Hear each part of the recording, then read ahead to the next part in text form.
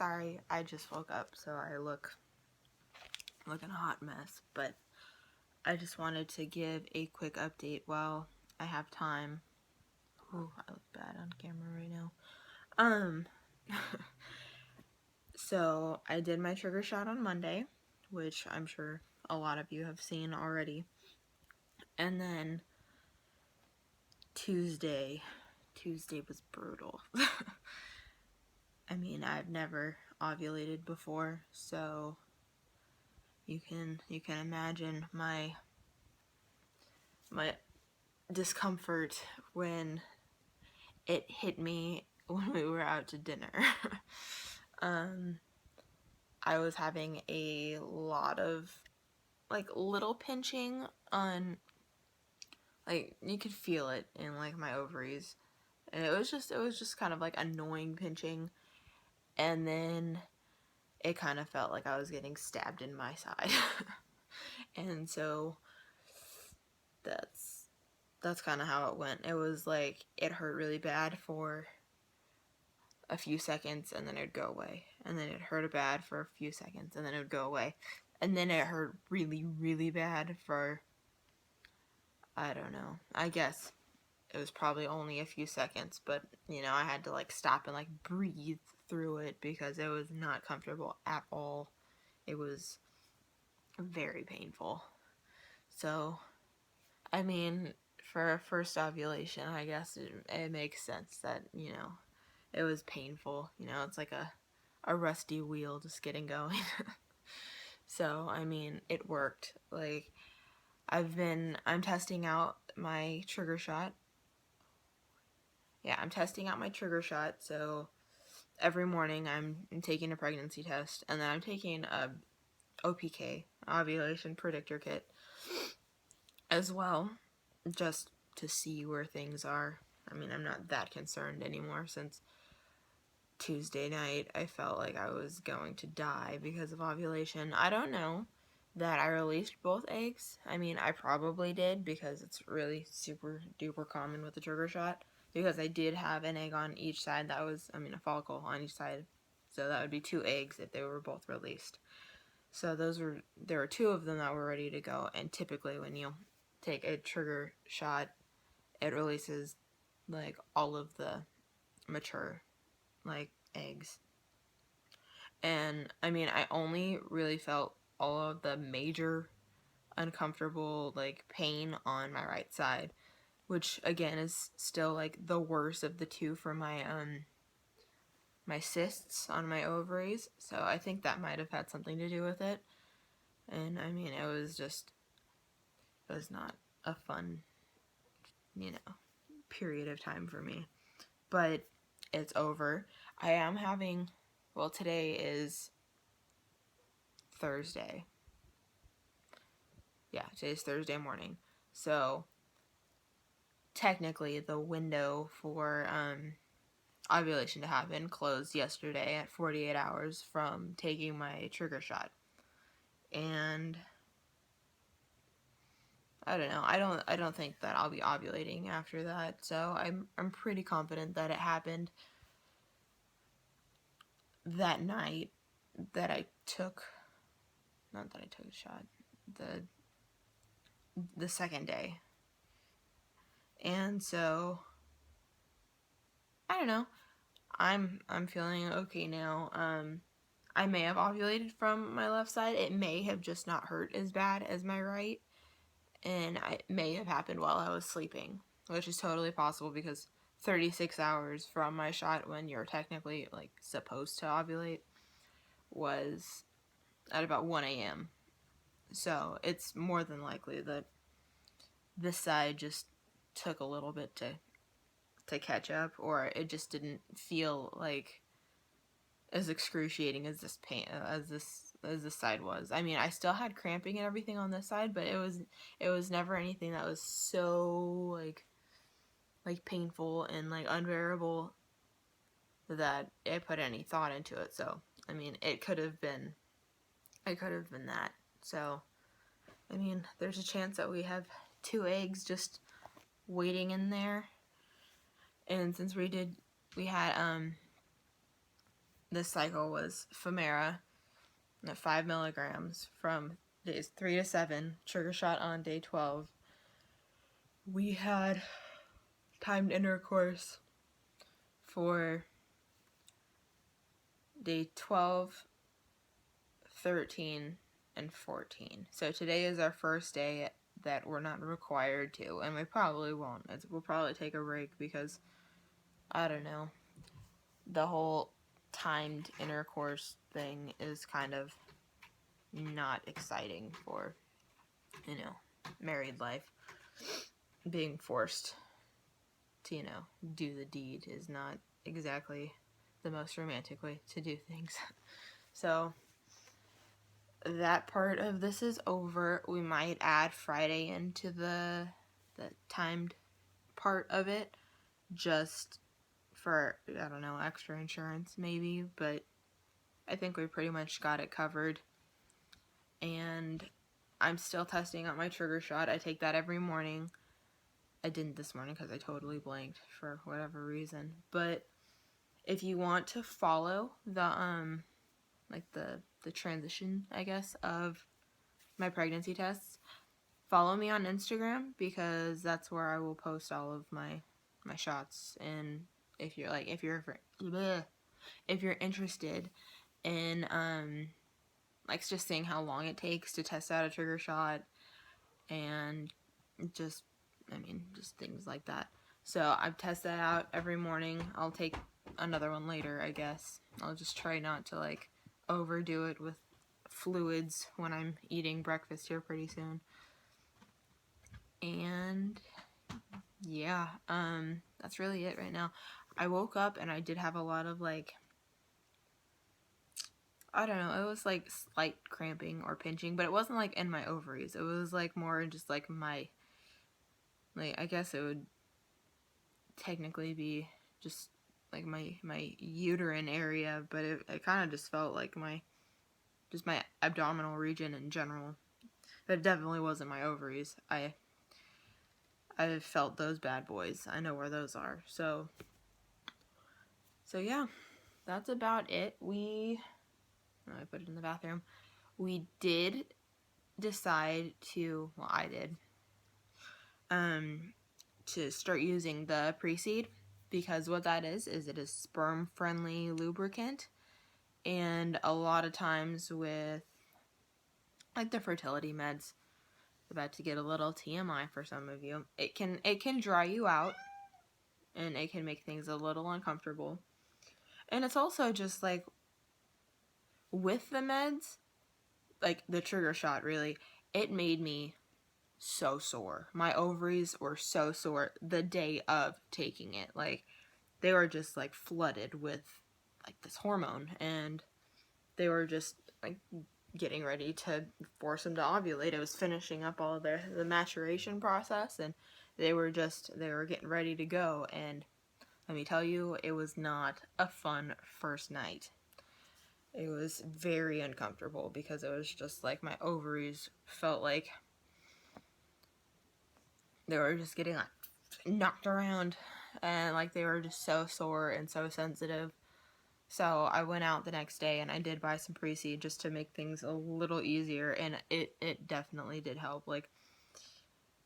With all the soreness, it's hard to really, get into it. So I think the pre-seed made quite a bit of it. Blech. I can't speak this morning. It's too early. It's only 7:30. I'm a baby. So, even he said that, it made a difference for him. It was a lot easier doing it with the pre-seed as opposed to the first night with that one. I was just really sore. I was still sore the second night. I was much less sore last night. So it kind of wore off once ovulation and everything happened. But my ovaries were still kind of they were very irritable. So we were careful, and I don't really on a regular, because I don't ovulate, so my body doesn't produce the fertile cervical fluid that you need to get pregnant, because I don't ovulate, so there's nothing in my body that triggers it on a regular basis. And being that this is my first time, I didn't actually get enough. I didn't get any like visible. I'm sure there was some that was actually located at my cervix, but there was none that made anything else known. So using the pre-seed, actually, that is a big help for those that don't produce like enough, or visible amounts of the egg white cervical fluid, because it's basically what transports the sperm to where they need to be. And if you don't have that, even though you might be lubricated from, the adult activities, it's still not the same. It's not the same as the fertile cervical fluid. So if you aren't noticing that, either by getting it on like your underwear or on a panty liner, or if you do cervical position checks and you're not getting any, that, I know it sounds gross, but I know most of you, some of you, half of you will check. If you get it on your fingers and you can see, and basically fertile cervical fluid can be stretched between your fingers for, I don't know, at least 2 inches. And that's how you know it's clear and it looks like egg whites. That's why it's called egg white cervical fluid. So if you're not getting that leading up to and for the day of ovulation, you should really think about investing in some pre-seed. I'll grab it just in case some of you haven't seen what it looks like. It's really nifty. I mean, it can be used externally, but it even comes with little applicators to put it inside. So, I mean, it gets it directly where it needs to be, and it's not messy, and it's not like sticky or anything, because it feels exactly like natural, like fertile cervical fluid. So that's what it looks like. That's the box. And then it comes with a tube of, well, the actual like lubricant, and then it comes with applicators. Sorry, I probably won't be using this for a while, so it's kind of like in a syringe shape, and actually it's pretty nifty.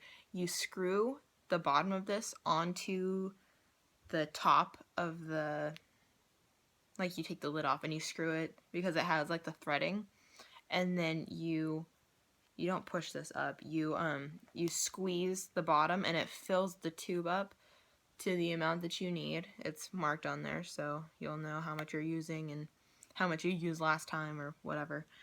And then you insert it just like you would a tampon. It doesn't hurt and you can't feel it. I actually didn't even realize it was in. I double checked the syringe thing to make sure that it didn't just like get stuck in the tube, because I didn't realize that it had come out. But yeah, I mean, it made a difference for me, and it made it a lot less painful, and it didn't feel like my ovaries were getting like kicked around like soccer balls, so that was good. That's about it for now. Today, I guess, is officially 2 days past ovulation, because yesterday I posted on my Instagram about yesterday being day 1. So today is 2 days past ovulation. So we have 12 days left until we can pregnancy test. And I don't really know how that's going to go. Not the pregnancy test part, but like for my period, because I mean, my cycles are typically 16 days long. So since this will be my first like true ovulation, one that I'm not getting like played around thinking that I may have ovulated. Like, it was a for sure it happened. I'm not sure if it's going to be a regular 28-day cycle because of all the meds and everything, or if it's going to be long, or if it's going to be shorter than that. So, I mean, I'm not testing until 15 days. So, I mean, I can start testing at 14, but I always wait for the day after my periods due, because I just feel like that's the better way to go about it, and it gives your body enough time to do what it needs to do, because implantation can happen as late as 12 days past ovulation, and it takes 2 to 3 days for the HCG to build up enough to take a pregnancy test. So it just seems silly to take one days and days before. Some of you might be wondering how it's going to work since I'm testing out my trigger shot. I'm testing until it's gone. As soon as it's negative or like barely there, I'm going to stop testing, and then I'm putting my pregnancy tests away until it's time to pull them back out for a test in a couple weeks. So, yeah, that's my update for now. That's my ovulation story and my post-trigger update. I hope, some of you got something out of this. And if you have any questions, my email will be down below, and you are more than welcome to follow me on my Instagram. I update that daily with pictures of my pregnancy test that I'm testing out. And then, I also follow a meal plan, or diet, not a meal plan, an eating plan called Trim Healthy Mama. So that I would highly recommend for anybody that has PCOS, diabetes, like gestational diabetes, for those of you that are pregnant, or anybody that's just trying to lose weight, with a plan you can actually stick with forever. Because I'm 21, so, and I'm not severely overweight. I'm really bloated right now, though. That's another thing I didn't add. I feel like my stomach is like a foot out of my body. But it's just a really solid eating plan that you can do. Your whole family can follow. It's like a safe thing for everyone to eat. My husband eats it. He doesn't need to lose weight, but it's delicious. They have a cookbook out, so I would check that out. And so I post the things that I cook on my Instagram when I'm getting especially exercise savvy. That gets posted on there, but right now it's mostly just the fertility stuff while we have the opportunity to do them. So yeah, if you are wanting to see what it's like on the daily basis and not just what I update when I think about it, please follow. It's a public, it's not a private one, so you don't have to request. Just hit the follow button, or hell, just check in. But yeah, thank you all so much for watching. I appreciate all of the people that have been adding to my Instagram page, and I'm getting a lot of DMs on Instagram. I'm not so much getting a ton of emails, but I am getting a lot of questions to my Instagram. So those of you that have questions, you are more than welcome to email me or DM me or whatever. If you just have questions or are curious or want to know more specifics about what we go through, although I think I'm being pretty specific. So, but if you have any questions, I will put all my contact info. So just let me know. Thank you so much for watching. Bye.